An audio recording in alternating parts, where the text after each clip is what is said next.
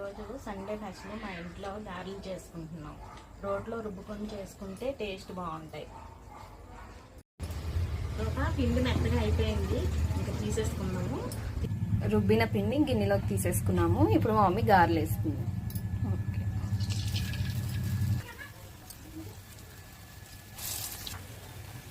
గారెలు రెడీ అయిపోయాయి.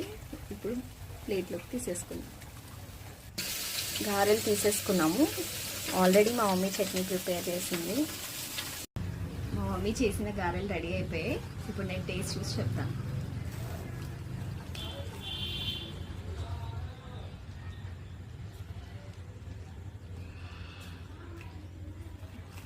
బాగుంది.